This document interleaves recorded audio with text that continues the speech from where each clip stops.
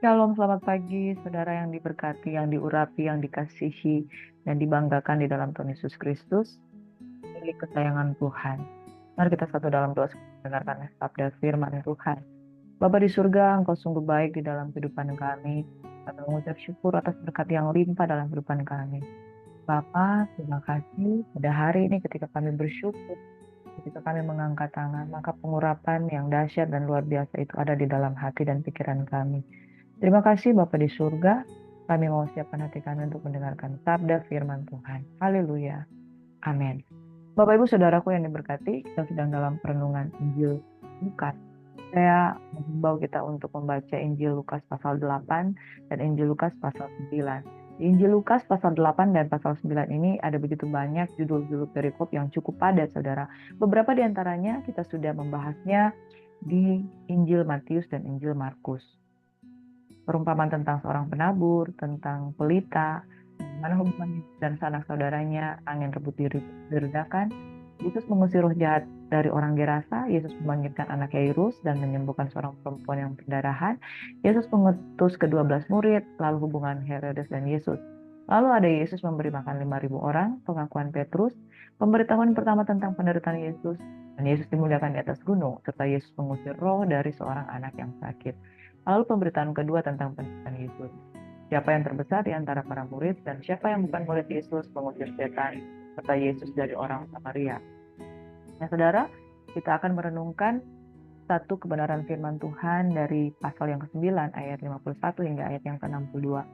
Ketika hampir genap waktunya Yesus diangkat ke sorga, ia mengarahkan pandangannya untuk pergi ke Yerusalem, dan ia mengirim beberapa utusan mendahului dia. Mereka itu pergi lalu masuk ke suatu desa orang Samaria untuk mempersiapkan segala sesuatu baginya. Tapi orang-orang Samaria itu tidak mau menerima dia karena perjalanannya menuju Yerusalem. Ketika dua muridnya yaitu Yakobus dan Yohanes melihat hal itu, mereka berkata, "Tuhan, apakah Engkau mau supaya kami menyuruh api turun dari langit untuk membinasakan mereka?" Akan tetapi ia berpaling dan menegur mereka, lalu mereka pergi ke desa yang lain. Saudara, di mana anak manusia ditolak, di situ dia tidak akan melakukan banyak mujizat.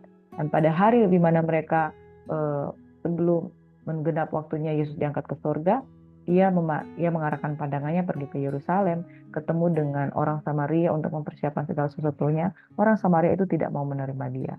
Akan tetapi dia terus berpaling, lalu mereka pergi ke desa yang lain.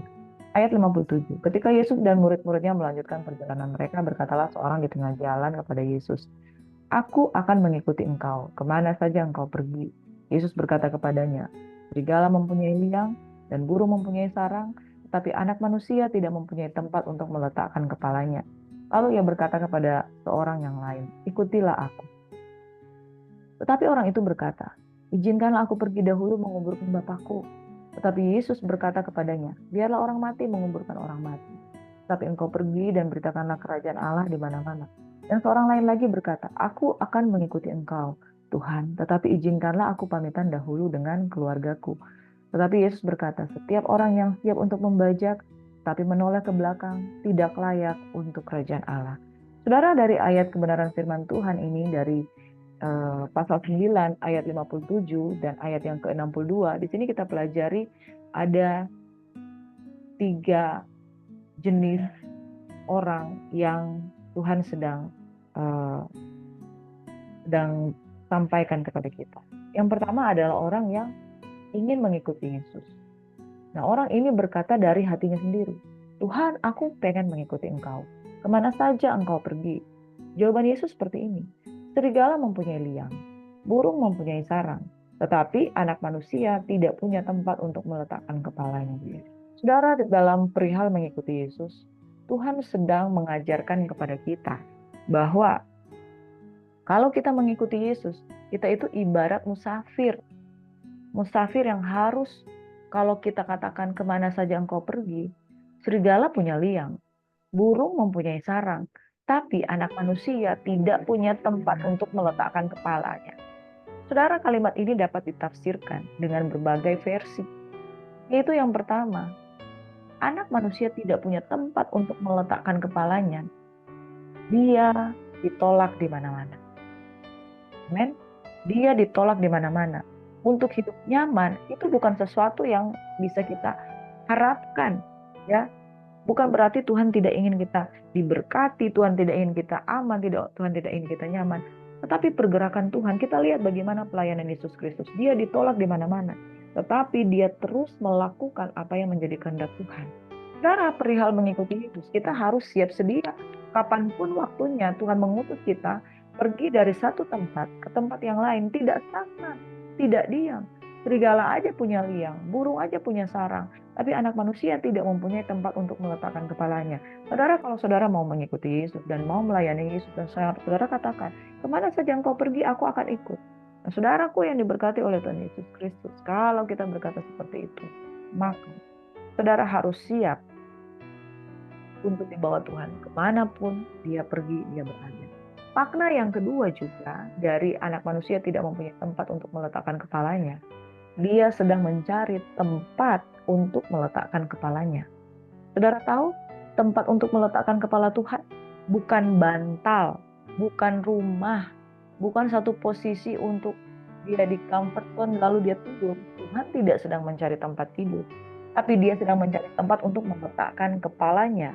Di mana firman Tuhan katakan Yesus adalah kepala gereja dan dia meletakkan dirinya di atas tubuh Kristus. Tubuh Kristus itu berbicara tentang gereja Tuhan, yang harusnya gereja Tuhan itu menyatu.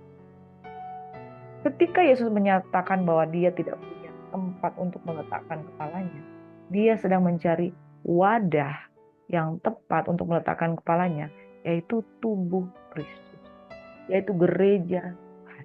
Tubuh Kristus itu berbicara tentang kesatuan hati mengerjakan. Tubuh Kristus itu berbicara dengan tubuh yang bertumbuh dan dewasa. Kepala Yesus adalah kepala orang dewasa. Tidak mungkin kepala itu akan ditaruh di tubuh kanak-kanak.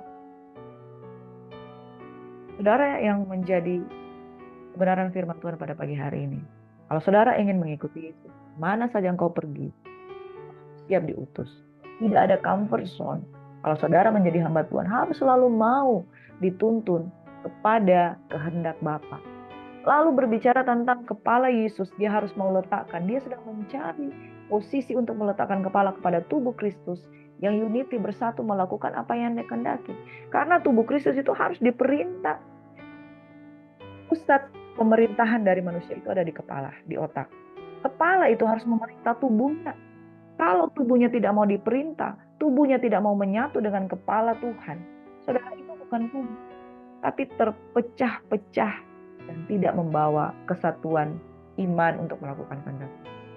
Perkataan Yesus ini sangat mendalam, saudara. Bagaimana dia mencari tempat untuk meletakkan kepalanya di atas tubuh yang mau dengar-dengar kepada dia, mau menjadikan dia sebagai pusat pemerintahan, mau menjadikan dia sebagai pusat instruksi di dalam kehidupan ini, dan mau menjadi tubuh yang dewasa. Sehingga kalau tubuh yang dewasa ini dicocokkan dengan kepala yang dewasa, itu cocok. Tidak mungkin Yesus akan meletakkan kepalanya di atas tubuh yang tidak dewasa, apalagi tubuh yang tidak bergerak. Ini mendalam sekali, saudara. Jadi perihal mengikuti Yesus, mana saja engkau pergi, kita harus tunduk dan kita harus diperintah oleh kepala, yaitu Yesus Kristus Tuhan. Yang kedua, ada seorang yang diajak Yesus. Jadi orang yang kedua diajak Yesus, ikutlah aku. Tapi orang ini berkata, izinkanlah aku pergi dahulu menguburkan Bapa. Berkata kepada dia, karena orang mati menguburkan orang mati, tetapi engkau pergilah dan beritakanlah kerajaan Allah di mana-mana. Orang yang kedua ini berbicara tentang orang yang diajak untuk mengikuti. Tapi bukankah ada banyak orang ketika dipanggil melayani, banyak sekali alasannya. Izinkanlah aku pergi dahulu menguburkan Bapakku. Salah, saudara? Tidak salah. Menguburkan orang tua sendiri, kita menghormati Tuhan. Tapi Tuhan ingatkan, biarlah orang mati menguburkan orang mati, tetapi engkau pergilah dan